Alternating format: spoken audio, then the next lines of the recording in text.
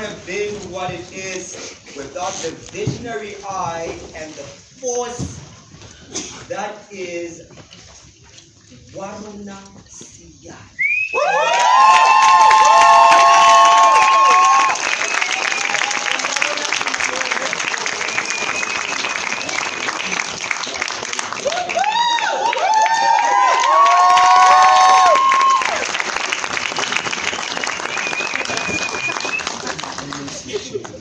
There we go, fantastic. And the man behind the rain, the man behind the lights, the man behind the set will not be able to join us today. William will not be joining us today. But surely there are questions that can be asked. I know many people are wondering, so what's happening with this guy? What's going on? There's many questions, and all these questions will be unpacked. And the person who will be facilitating this here Q&A, a man by the name of Lazo Labelle. Please give it up for Lazo Labelle.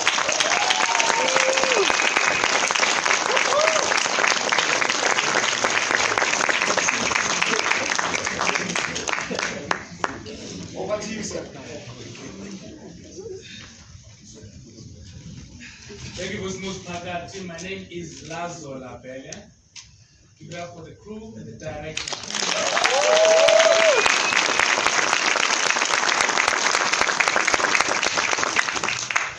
By sense of introduction, I'm a storage planner. For junior purposes, I'm a corporate consultant. But I've seen this play a number of times. This is my fourth time today. So it always leaves me with a lot to unpack, to think about. But there's so many metaphors that are produced here. And so I always think about what are other people feeling, what are they thinking, what do they want to chat about. And I thought when I was asked to facilitate the conversation, I said, yes, of course. I want to hear what people have to say. Because there's a lot of themes that are running through what is presented here. So allow me to just throw some questions to the people that have had to display daily for how long. And then I would like to invite all of you to also maybe ask your questions and give us your thoughts, so that we can come out of here with a conversation that I think is necessary with a kind of production like this. Right?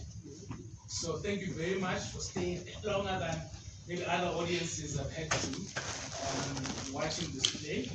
And so thank you very much for that, and thank you for giving me the time to talk to you. I will also just make note that you see me looking at my phone, that's my notes are, so I'm not on WhatsApp. Right? That's all of that going on. And I will sit down. Just before I do that, to introduce the crew, we've got our director, Waruna.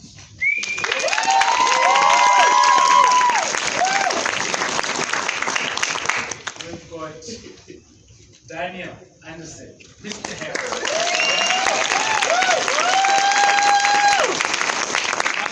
Until you take off the uniform, you missed the Herald to me. We've got Silno Mangangobe. We've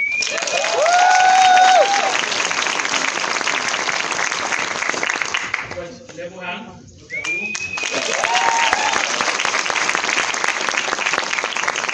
Sorry, since the guys have surnames,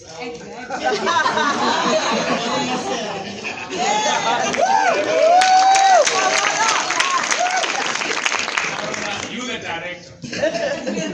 Yes. Yeah, you the director. Yes. Yeah. But thank you for noting that. To the audience, if you do have a question that maybe you're not able to ask in this session because we're not too long, you can also just go to the socials and search for Theatre on the Square, Facebook, Twitter, X, and Instagram, and just tag Theatre on the Square, ask your question, and then there's someone monitoring that who might who's going to give an answer or pass it down so that we can some more conversation going on. It is a theatre, so we project here. So if you're asking, you project, and we might be looking for talent. All right, let me get going. So I'll try and angle myself so line of sight. And I just want to start with Maru. And I just start with you. How do you get involved? You know, at what point, what happens? You get a script and read. Do you go and influence the casting, or you just, you know, how does this experience start? Well, this production I was commissioned by the producer. The producer called me and said, I'm doing this production. I've got this cast. Do you want to direct? And I said yes. That's how this happened. Okay, So this is the production that I want to do. This is the cast. Do you want to direct? And I said yes. That's how this happened. Yeah. Right. And what gets invoked in you? You know, obviously now you're being asked for your skill. Then you look at the text, and then now you're looking at the story. What makes it resonate with you? I mean, this production, I think at first what was interesting for me was the notion that we're constantly colliding with each other.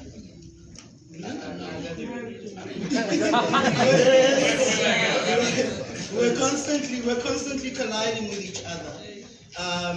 The notion of microaggressions kind of building up towards serious violence that we see at the end, and the notion of the Rainbow Nation, and how, you know, it's 2025.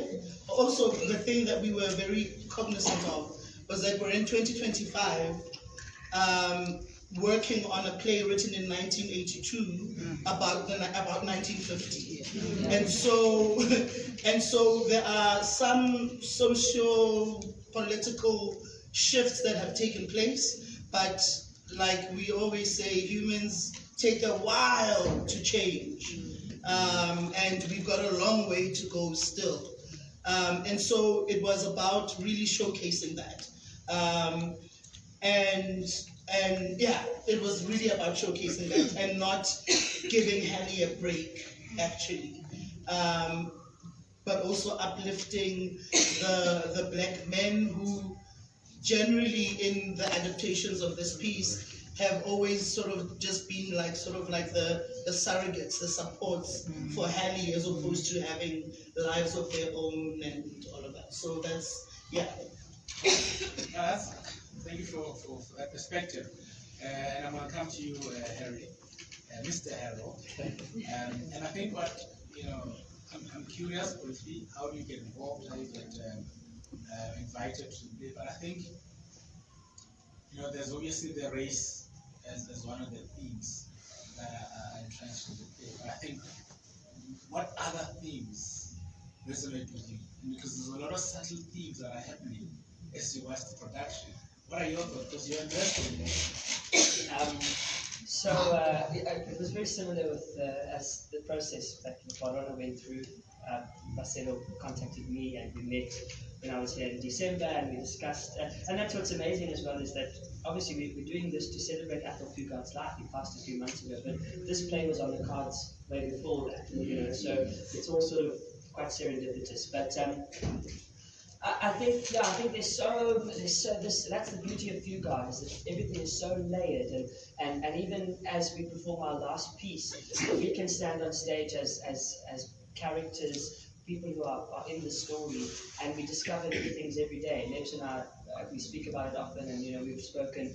But I think for Hallie, there are the themes of course, the things that white people have been allowed to do, and certainly at that time there was this certain allowance of things. That's obviously the main thing. But I think for Hallie as well, there's also a teenage boy inside of him who is so tumultuous, and that's a universal truth. That's something we can all connect with. And so you have all these hormones and things that are pumping through you, and you're so mercurial because of that. And of course, he's in a situation where he I think the most important theme that I've sort of taken out of the whole situation, and it lends itself to the race conversation, is the idea that in the play, good is perceived as bad and bad is perceived as good, and how do we grapple with that? And what I mean by that is the goodness is this beautiful relationship that exists between Sam and Hallie, but in the eyes of the people of the day, certainly Hallie's people, that was completely not allowed, frowned upon, and it was perceived as bad. And then, but the thing that Hallie is supposed to pull himself towards is whiteness and being connected with his very abusive father. But that's bad, but yet that's perceived as good. So that's the conflict that Hallie, and then you add into that little poiky pot, you add 17-year-old teenage boy and all the things we go through, and I think that that's what makes Hallie such a beautiful character. Oh, there's the rain.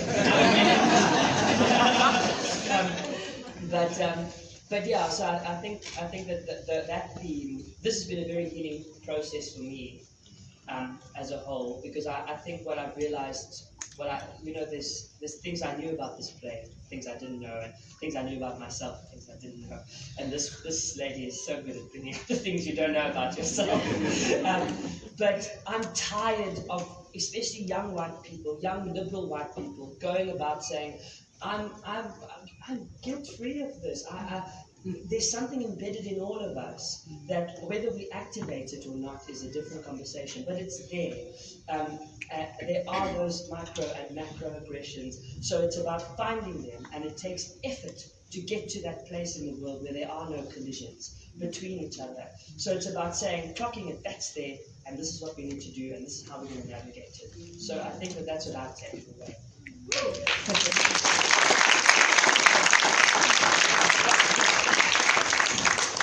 That is beautifully articulated. I was thinking, I was telling someone earlier about, do we have a full account of all the victims of the times?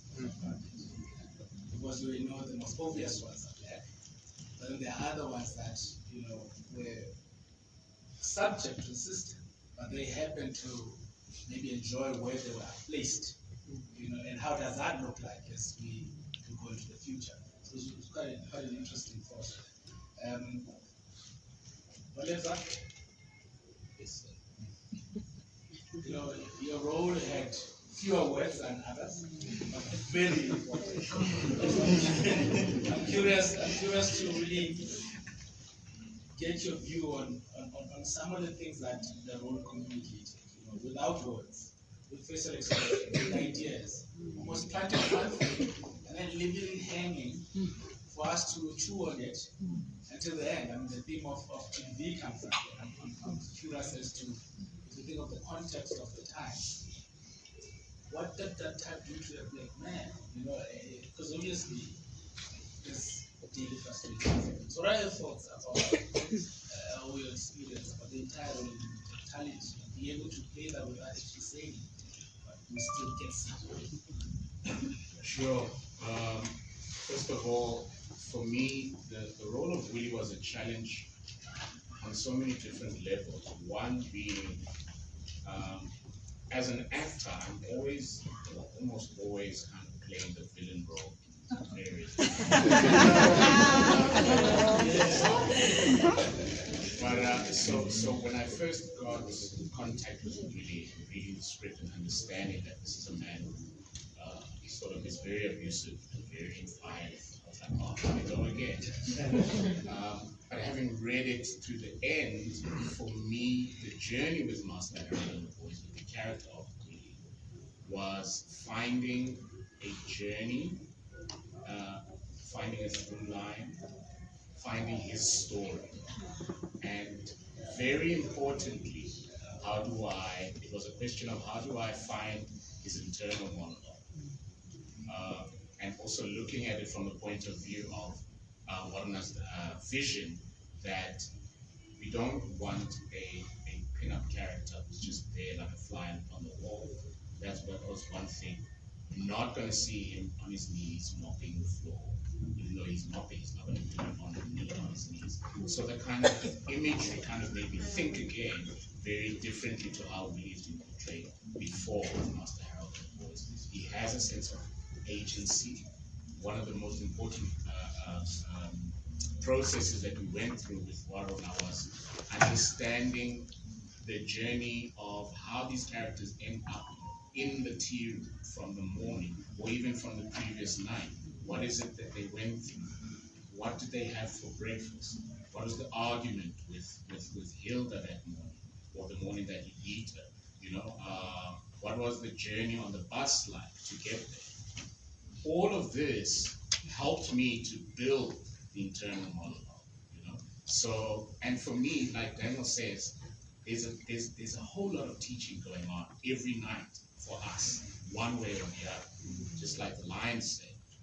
Because now I'm thinking about the kite and it being, for me, a metaphor for the Rainbow Nation. Is it a kite in the sky? Is it still flying? So these are kind of questions we always have to ask ourselves. And when it comes to gender-based violence, for me, there's themes of fatherhood. Yeah. There's themes of manhood. In this story, you have men who are being called boys. So it's a question of where do they place themselves in the world, being called boys? In that time, in that era, how do they see themselves as men? How do they go home and become men? Whereas at home, they've been treated like boys. Yeah. And how that translates into violence, self, towards the self, and towards the people they love the most. And this is what really I grappled with Billy's character is, you know, when Sam is speaking to Hallie and says, I don't want you to tell me about how you're disrespecting your father. I tried to stop you from doing that. For me, really then starts to think about, well, I have a baby that's coming. I have a little baby now. What kind of father am I going to be? What kind of a man am I going to be to my wife? What is my son going to think about when he grows up? How is he going to look at me? Whether I'm crippled or not. I might be crippled in other ways. That he might see me as a man that is not worth respecting. Yeah. You know, so all of these things were part of my internal monologue, so to speak.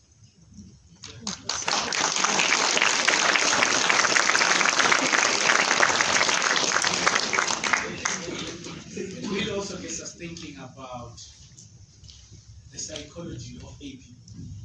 You know, you think about even South Africa now, with what you see in the news and PPP, and you think to yourself, what is happening to the male today? And how much still lingers from the past, and also how much mismanagement happens now to produce what we see. So I'm taking all that and I'm thinking about that. Mr. Sam. Yes, sir. So it's I'm thinking, because I was born in the 80s, like mid-80s. So I didn't necessarily experience the worst of the time. But at the same time, I'm not from the 90s or the 2000s where it's kind of starts from theory and then goes to kind of your compassion to understand what other people have experienced.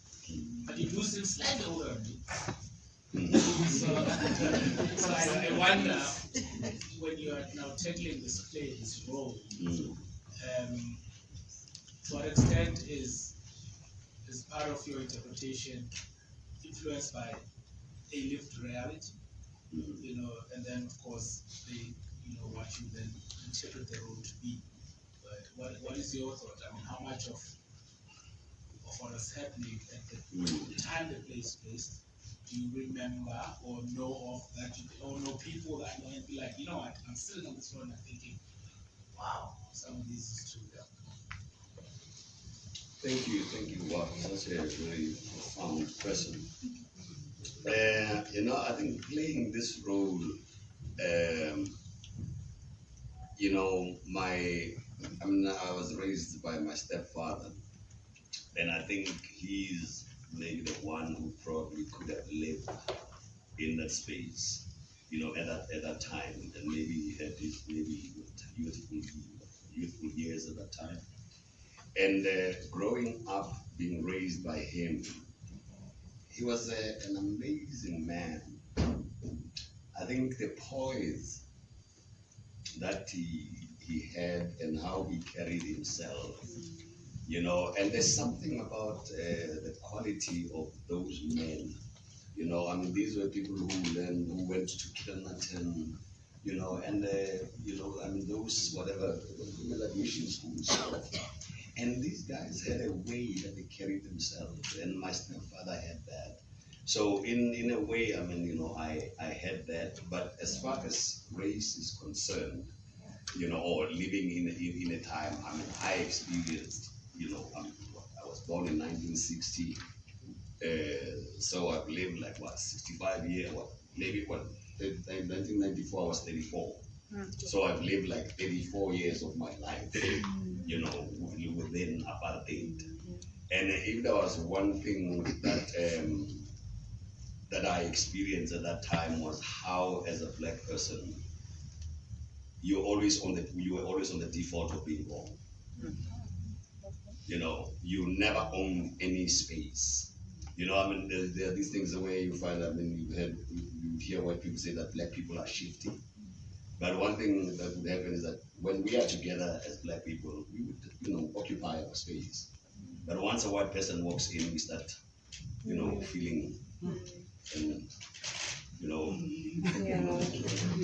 wanting to, you know, the terrible example that I make that I dated, I think in the 80s, I dated a white girl and I took her to meet my mom. And my mom, you can already anticipate. When my mom walked into the living room and saw, she went, "Yes, Mrs." But that is, you know, just that just shows you just the conditioning that, you know, I mean, as black people who were living, you know, and, you know, I remember once, right, I think I wrote in a director's note of the first play that I directed at the market in 1997. And I said, when you perform or as an actor, you're expected to tell the truth. But how do you tell the truth when the better part of your life has been lived through a lie? You know, so because apparently it was a lie, you know what I mean? So yeah, I think, you know, it was, and but also it is, you know, the thing is like, and also I mean my stepfather and his contemporaries had an amazing ubuntu. You know what I mean? So somehow, you know, I draw from him, you know. In fact, I mean, personally, I mean, you know, I remember him, I think I was probably, what, 8-10 years old, and he had went and got a few, you know, and he called me, and when he was able, my name is Cyril, but when he was able, he called Zilo, you know, and he called me and he sat me down and he said, you know, and he said it he was Northern Soto in Spain, but I like just to say it, I said, you know, son, I think maybe let me say as a people, that was unena kwengwe batho ba go lebeletse go buisha ngwana o e seng wa gago bana le gore bana ga no gore ne a ka se be selo but I want to put them on. Wow, what a job. And I think that is why I hope this basically just maybe being this play. I think, you know, having his image, but I think also importantly was I had a very amazing interaction with Brazil's Mukai.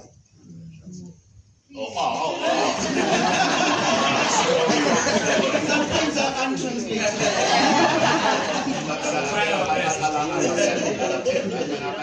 He said, you know, son, he had you know, son, sometimes people think that when you're raising a child in your home, you will not amount to anything.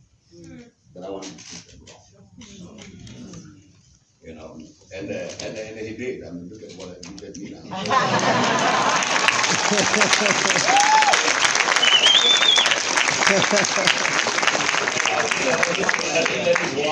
That is why I even keep his surname. You know, because Kangube is my biological father. You know, but when I decided to, to use my biological father's surname, but I couldn't drop him because I just had to keep carrying him throughout my life. And then also, I think also in deciding to do this play, I met Brazeix. I think he had already done the play. I met him in 1988. We were doing the movie version of A Dry White Season by Andre Brink. And I met him there, and I had an amazing time. When I met him, I was 28. And he used to call me the young and the restless. My young and the restless. It's amazing, honestly. He used to come and say, "Sell the young and the restless. The way we were, the best days of our life."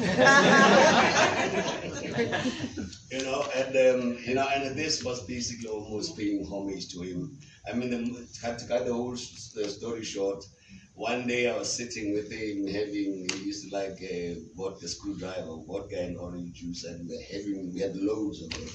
And he just falls into a very contemplative moment, and he goes, and he says, "I miss love my life." And when he tells the story, the love of his life was my standard 4 teacher.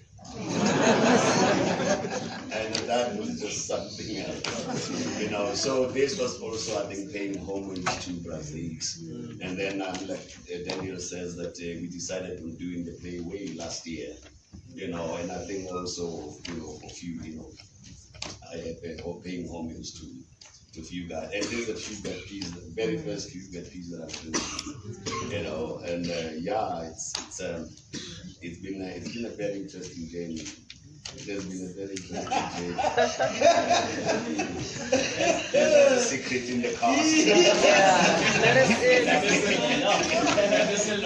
Let's bring in the yes. Can I just hop on the Zakes Mugai bandwagon and say that he became the first African in the world to win a Tony Award in 1982 for his role as Sam in Master Harold.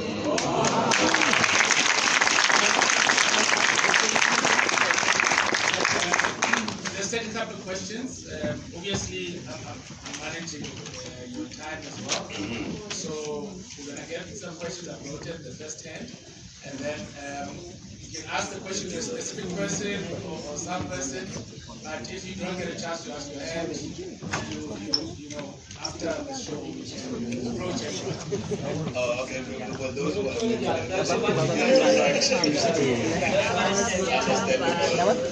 this was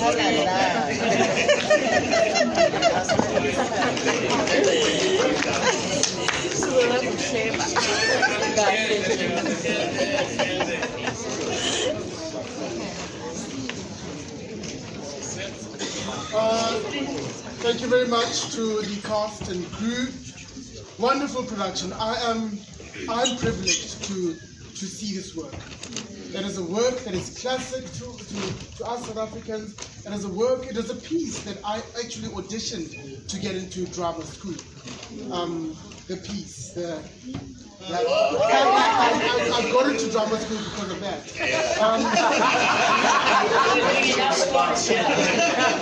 And did you use Vaseline? I want to ask a question to the character, Willie. Yeah. Technical question. How do you stay switched on when you don't have much words to? How do you stay switched on throughout the entire piece? Because I have sometimes marveled at my colleagues whilst I'm acting, and I'm like, "Are you good?" But I'm supposed to be in character, but I'm marveling at the goodness of what I'm working with. How do you not do that as an actor and be honestly true and present as the character? Thank you very much. Let's take one of the hands up like that. Okay, I don't know if you can hear me. We were told to project. But speaking of you guys, I think a couple of weeks ago I was actually watching Zodi in honor of Percy as passing. So I think, of course, incredible performance throughout everyone. But I think one of the things I noticed, obviously it's like a movie about a gangster, but I think obviously there's an underlying tension throughout the movie, even with Zodi and his friends, even, just generally. And I think that's what I noticed here as well. I think the moment that, Master Harold comes, from back from school, there is something that changes naturally because obviously one of them is around. So I think, apart from that, I think my question also kind of piggybacks with the gentleman, is that how did you stay rooted in, I think, play, but also, because you speak about so many lessons that you kind of picked up, but then one of my favorite things about it was, I think, the dialogue mostly. Is there a line that's particular to all of you that I think makes you, that kind of roots you again into the story? I think, for example, for me, it was the time, I think, where Master Harold was talking about those days just fit just right, nothing was too big or too small, you could build up courage easily. And it was Silo's monologue about shame, that you added yourself to the list of people to be ashamed, about. So is there a particular thing that stands out in the script for you that actually puts you into the story? That is to everyone, right? Yes. All right. So one last one, and then we can start answering. I'm not sure which one came out first. Okay. All right, thank you so much for the wonderful offering. Man, this was ethereal to watch. Some of us, we studied this in drama school, in high school. So my question is, obviously Apple Fugard passed away at the age of 92 on the 8th of March.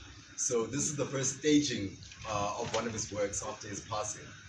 So I want to ask, if he was here in the audience, if he was sitting right there in front of you, what would you say to him, or what would you ask him about the piece? That's my question.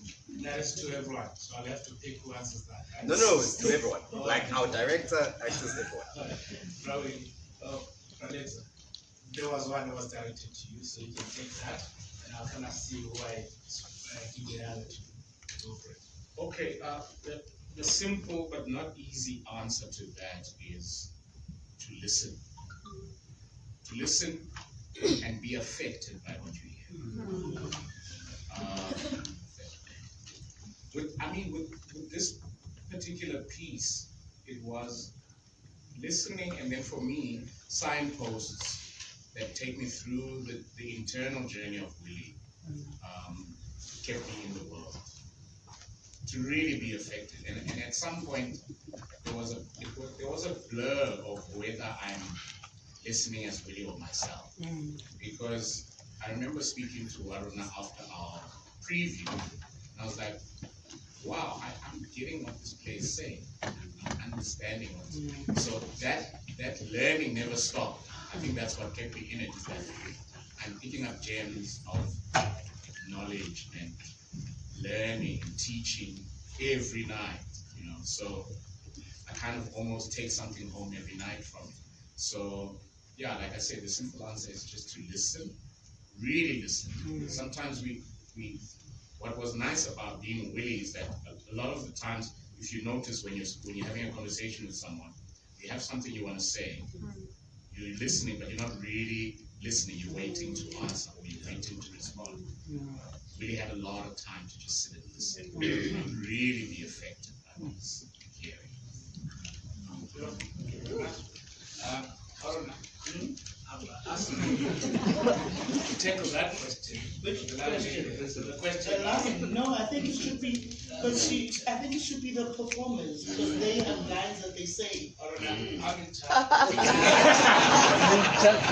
But there's so many of them. So for me, it's all three of them. This lady controlled 3 males in the room. I'm giving you a pass, so I'm in charge. Okay, all right. So I think, there's so many. So it's Sam's monologue about collisions. That monologue, because okay, I'll stay with that monologue. I'll just choose that one for now, because there was a point in the rehearsal process where I was trying to figure out my why the story how is it, what's my vision, how is it, what am I saying, why, how am I saying it? And then I listened to the monologue. Like I had a dark night of the soul and I didn't sleep. Like I spent the night like just trying to figure out the script. And I landed on that and I was like, you know, this wonderful world where the dance floor is a wonderful world where dreams, where we a dream of a world where there are no collisions. And then how relevant it is now still. America bumping into Russia, England bumping into India, you know, with the Kashmir. Do you know what I mean? So I was just like, okay, like it's actually quite topical. We're here now. This is what's happening with us now. And so World of collisions. It's a world of collisions, right? And and I do apologize because my people also say in 5 minutes. So I know there's still other questions, so I might not be able to get to them. So what I'll do is now I'll ask Possible to tackle the question about what other few feel if he was here, and then I'll ask Master Harold one question I noted here, which I think is interesting to chew on. I'm going to answer this one very clever. That you are asking me to go into the operations of you guys' mind. And that is a difficult thing. You know, what is it? Who's that? What in Macbeth, I think it's Malcolm. What would you say to him? There is no art of finding the mind's construction in the face. So there's nobody that. But yeah, I wonder. You know, I really wonder. You know. Oh, you said what question would I ask? Yes. Yeah. Okay. All right. Actually, when I remember, seeing, I think it was in 19 whatever. I think I just after I'd met Brazil and I saw there was a VHS. People who come from a long time ago. The VHS of Master Harold and the Boys, and I watched it. And I remember one thing that really affected me was at the end when Harold walks away. And I was like, so that, and I think what I would want to ask him is that, because the relationship between Sam and Hailey, who's Arthur, basically was a real one. It really happened. It was autobiographical.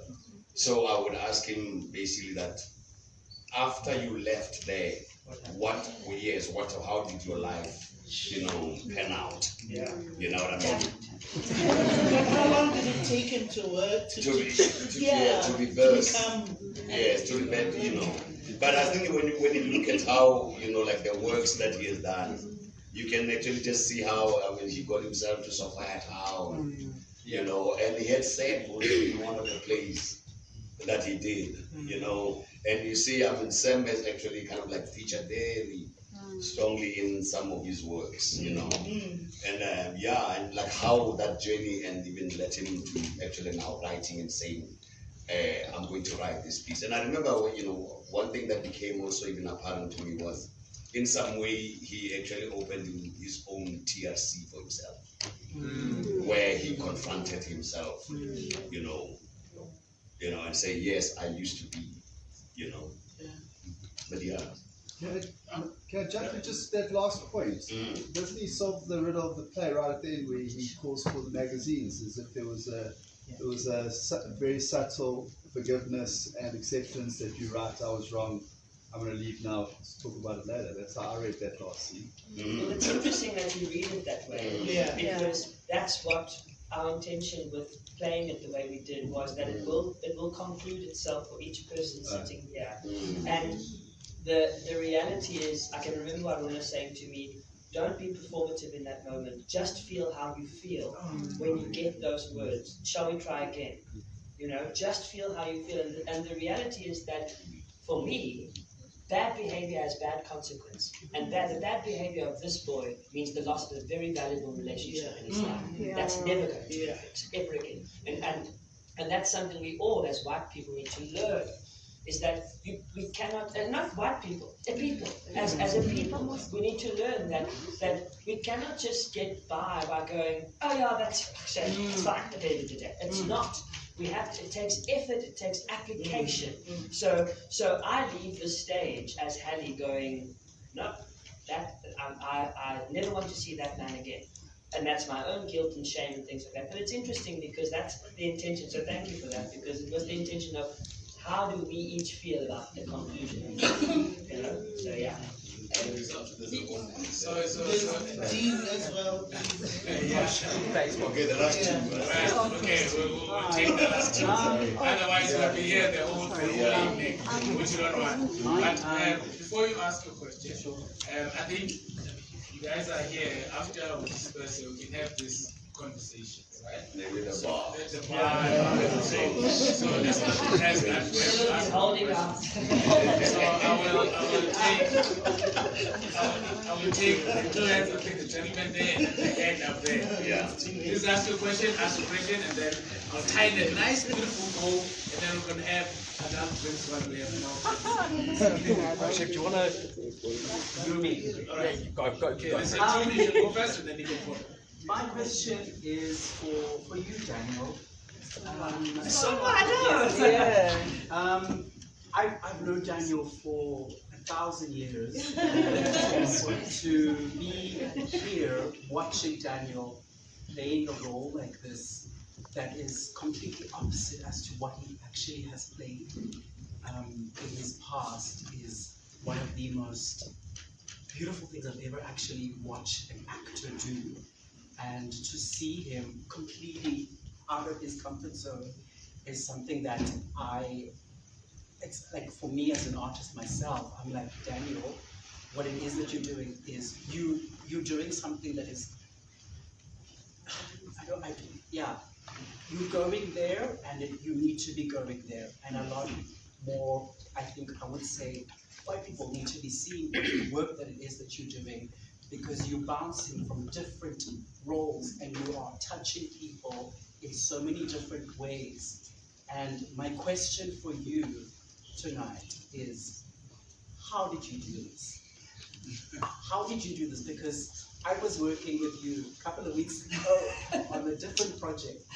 Sunrise the choreographer in our new piece about Charlie Chaplin. So that's How did you do this, and how do you continue to try to make a difference as a white person within our industry that is going through what is going through right now? Thank you. So it's Can I just take that question? sure. Please, we have to. Your hand has been, Chef, thanks so much for blessing us with your awesomeness. Firstly, genuine. And I guess the question that I'd love to please ask each of you, including Warona, thank you, is I guess over this process, what would you say, whether it's on a craft level or on a personal level, if you're willing to share, what each of you felt you learned over this process? What would you say at the forefront of your mind? Or thanks. That's a beautiful chosen question. Yeah, thank you. Mr. Harold, you can take the first one, and after that, we'll take that question. Thank you, Soma. So it's increasingly difficult to be an actor in South Africa as a rule, right? It's a difficult industry, and work is few and far between. And even when you have it and you are inundated with it, you don't always get paid very well. Don't be bruised by that whole thing of glamour, glitz and glamour. It's not. So at the moment, I'm currently juggling many projects. I'm rehearsing Charlie Chaplin during the day, and I'm here at night to do this, right? But I realized that the question of how do you do it is it's all about truth, right? There's so much truth that we're all human beings. Even the deepest, darkest of us have humanity inside of us. And so finding the humanity of everything that you do and being open-minded and willing to accept and take on challenges that are presented to you. And we were very fortunate. I was challenged by my beautiful co-people on stage, and specifically by Warona in the rehearsal room. We were not afraid with each other to have difficult conversations. And even now, we can still text each other. And I've been so, and I think that any person, if they just allow themselves to go, what is the truth of what I'm feeling in this moment? I'm presented with this challenge. What is the truth of it? And if the truth is, I don't like this, I'm really uncomfortable by this, then probe that. Don't brush it off. Probe it. Why are you uncomfortable? Because if you go to that, then you'll realize that actually embedded in you are all these nasties that even you didn't know were there. So I'm going to use this to actually answer your question as well. I feel that I've healed so much in this process. I have a very close relationship with our domestic worker who raised me for 24 years. And to imagine spitting in that woman's face is like imagining revisiting hell every single day of my life. And so, and Warona was very specific about that. She said, just feel it in that moment. Find the truth. And in finding that truth, I feel that there are parts of me that I didn't know were there that have been healed. And it's so bizarre because some night Settle's doing his monologue and his face starts morphing into, our domestic worker's name is Jesse or Lolingo, and his face starts morphing into it, and I think, oh my God, can I just run away from this? But the truth is, no, don't run away from it. Confront it, deal with it, take it on, and be true to yourself and your situations, and be open-minded to fix them. That's what I say.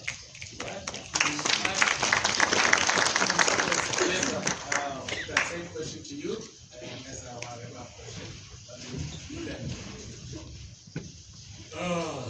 It's a challenging question. I think that as human beings, very often we get caught up in what we look like on the outside.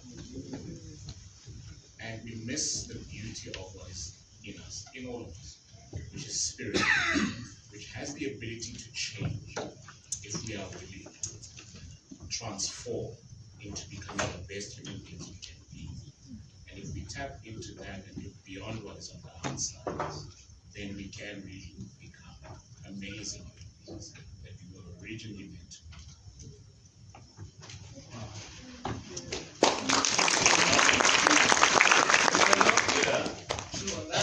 No, I mean, this has been, I think for me, it has been a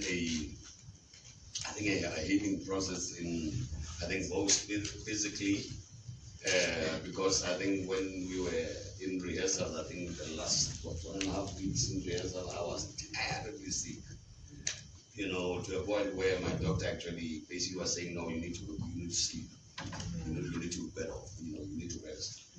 And I said, oh, I'm sorry, I wish I could, but I can't, and I was really, really sick. I mean, you would be in rehearsal, and when I'm listening to them, I would be hearing, things, and it went to a day I didn't. And I think also, and that healing, I mean, when we were opening, I was coughing throughout the show, coughing, sniffles and all that.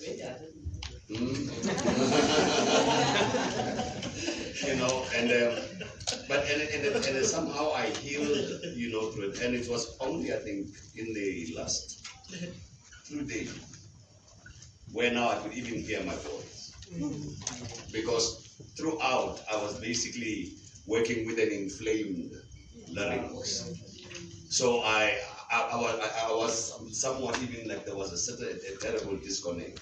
And it was only now, so it was that healing physically as well, and then the healing of the soul. I have always believed that, I'm actually been taken by Mehmet's thing, because Mehmet says, in the script, there is no road.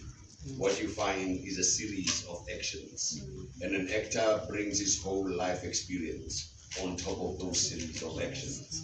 And I think for me, going through this, this series of actions that Fugard has designed, where it was connecting me with how, basically, and I remember telling one of my girlfriends and saying, one thing that I do know is that I'm a very kind person. How about so? And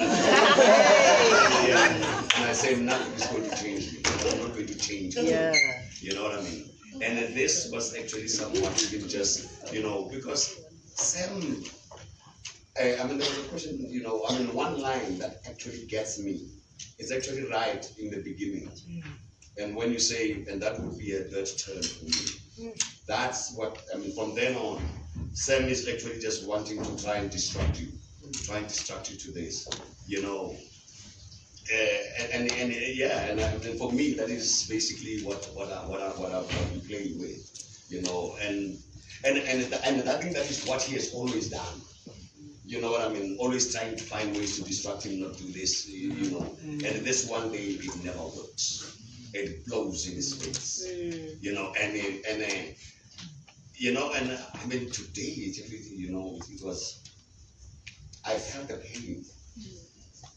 I was feeling the love for help. Because and as he speaks, as he comes up with these things, I'm like there because like looking at this boy, like okay, boy, here we go. And when you make the 10, it's like yeah, but yeah, it's that. Thank you very much. Yourself.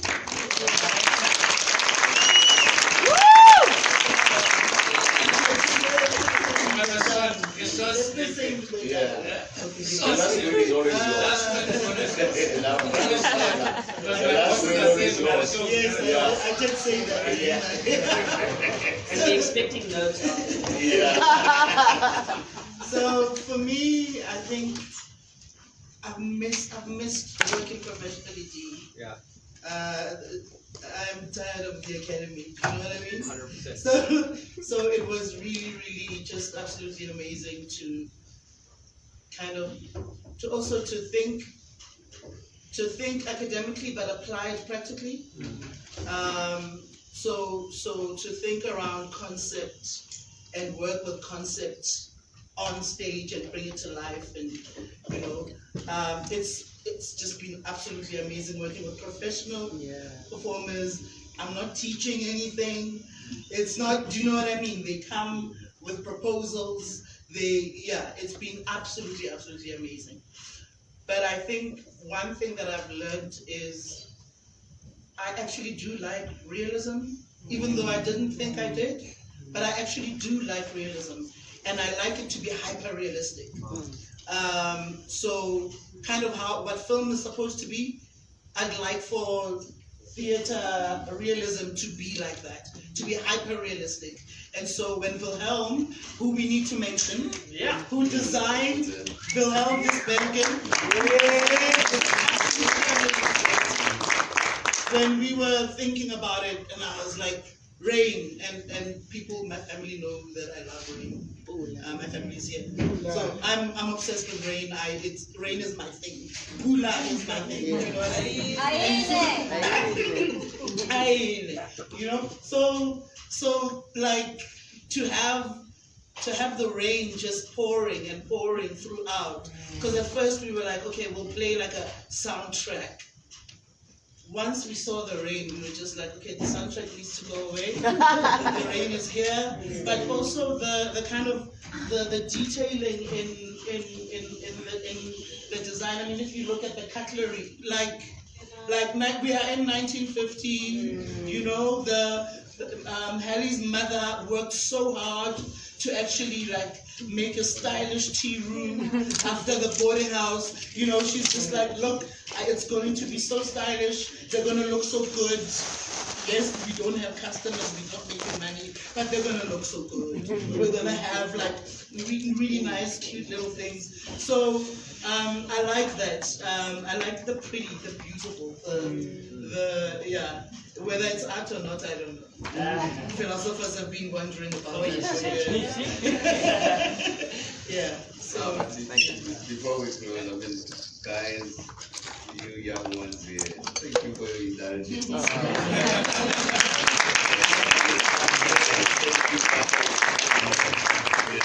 Thank you guys. You've been so well behaved. Thank you guys.